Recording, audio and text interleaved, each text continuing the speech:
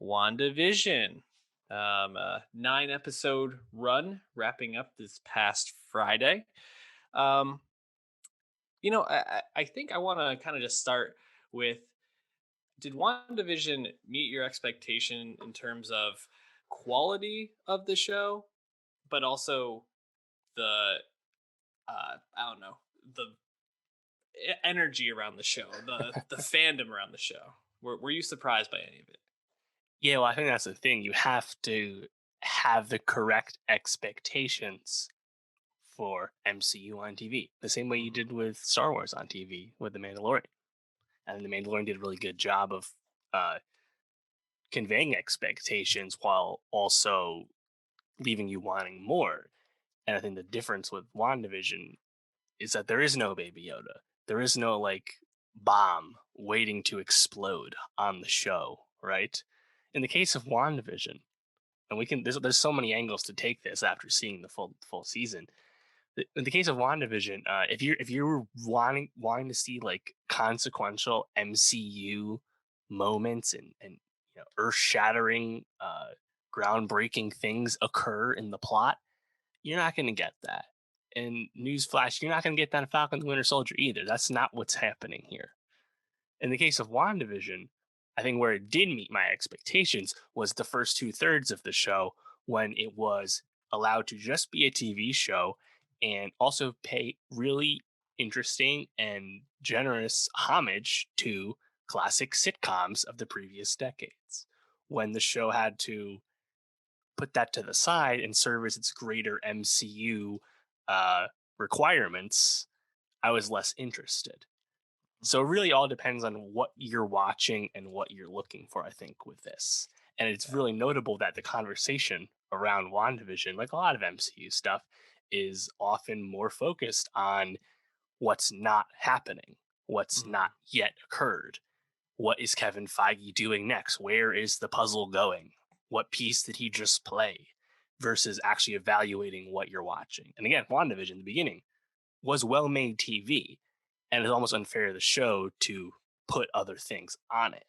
On the Mhm. other hand, when you introduce uh, Quicksilver, played by Evan Peters of the Fox iteration of Quicksilver, you encourage this as well, right? Yes. So again, it really depends what angle you're coming from, I think. Yeah, I think for me, it exceeded expectations in terms of the quality of the show because I think even when it got into like the more marvelly stuff, and certainly I think the ending was very Marvel ending.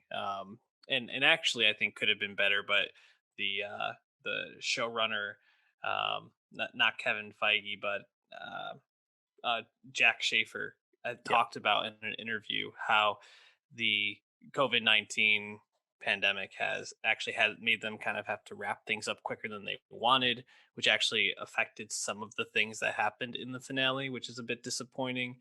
Um, but I also think the fact that it got so much buzz going around it is really interesting because, I mean, Wanda and Vision as their own characters, Hmm. I didn't really find either one really that interesting in any of the phases. And that's I mean, they're probably barely given any like individual screen time, so right. no one will blame you. Exactly. Like, and the one film that they did get a lot of screen time and is probably the worst Avengers movie. So, not a lot there to begin with. And the fact that I ended up really wanting to know where this show was going, how these characters and their story together was going to develop is pretty cool.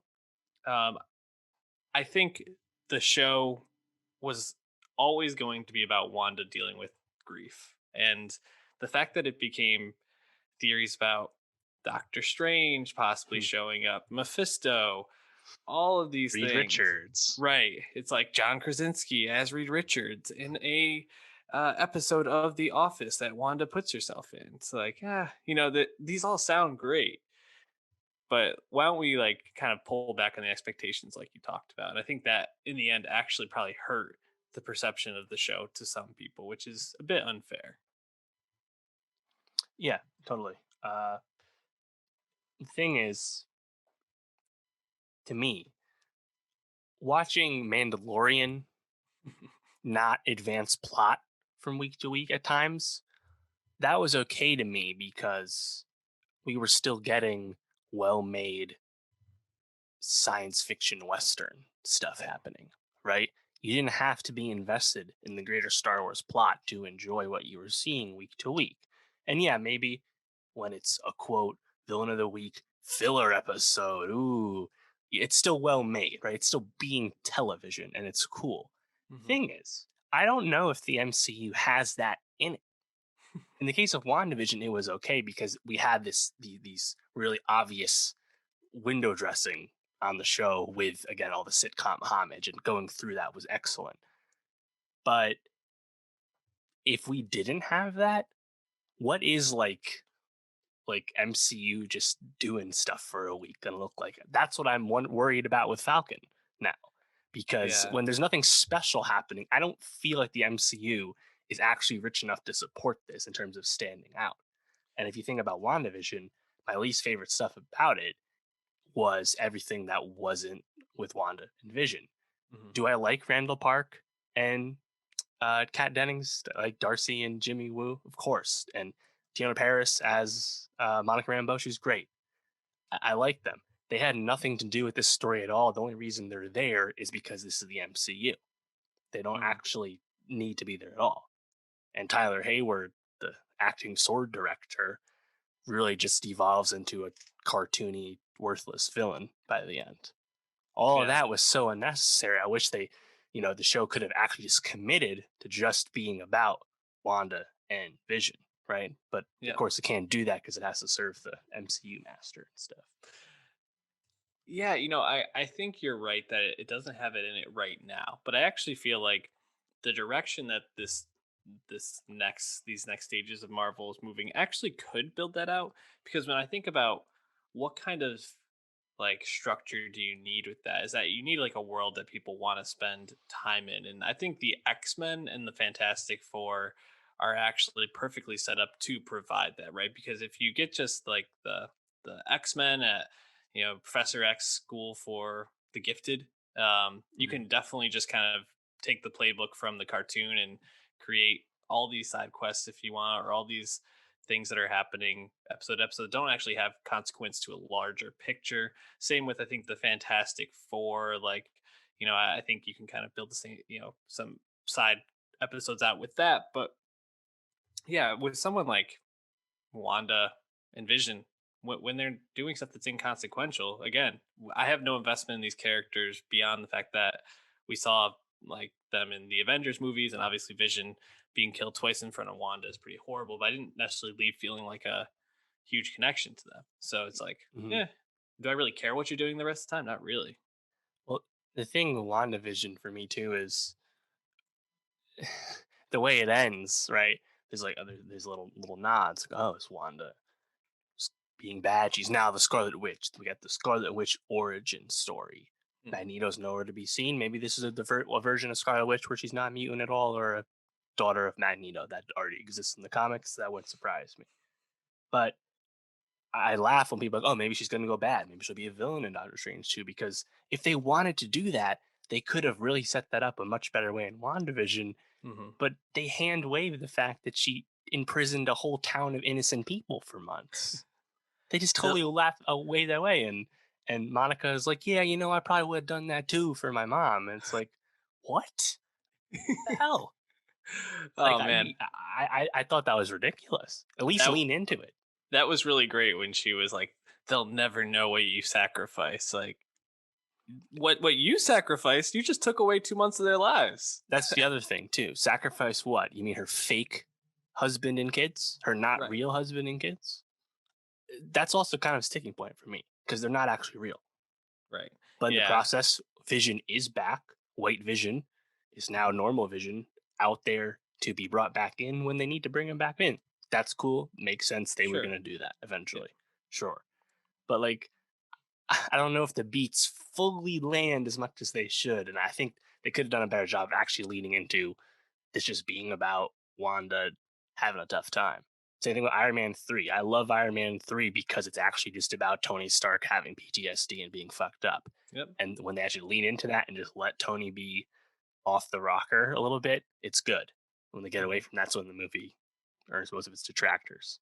So Yeah. like I have quibbles, but like again, like there's so much of the show that's so well done, and I Mhm. appreciate that, and I hope they learn lessons from uh, taking these chances. And now I'm Yeah. just hopeful that Falcon and Winter Soldier can surprise me by being at least a little bit unconventional. Yeah. And I think to get the finale that we did, and after getting episode 8, which just felt so poignant and so like it made such a different point that I feel like a lot of the Marvel um, movies and stories have tried to make, which is, really exploring grief and also the meta way that they're like, you're watching a TV show during one of the most traumatic times anyone has ever lived through. And you're watching a TV show about how this woman puts herself in a TV show because that's how she coped with a lot of her trauma. It's like very meta, and then talking about like how you have to actually go back and look at it to get through it. They had the great line, what is grief if not love persevering? They had a lot of beautiful moments in that episode, and Catherine Hahn crushed it in that episode, in my opinion. And throughout the series, I thought she was fantastic. But uh, to kind of just wrap up on such a dud of a episode, it kind of felt like maybe they could have used an episode or two more just to figure it out a little bit. It doesn't have to be 9 episodes, right? Why does it have to be 9 episodes? Falcon's only 6.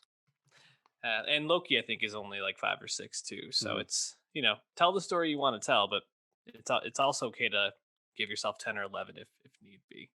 Um, any last thoughts on WandaVision though? As far as we know, there's no plans for a season 2 at this time. Sounds like we'll next get, of course, Wanda in Doctor Strange's Multiverse of Madness, as we already know, and Rambeau pop up in Captain Marvel 2. Hmm. Really, Monica's whole presence on this was just to set up Captain Marvel 2 a little bit and get her powers, I guess. But like Hmm. seeing like the scroll pop up and it's like, oh, cool, that was entirely predictable, I suppose. Yeah, there's a article on theringer.com about how this WandaVision really talks about womanhood instead of just like girl power in terms Hmm. of Marvel Yeah, comics. I thought was pretty good. So I'd recommend people give that a read to maybe build out your perspective on the show a little bit more.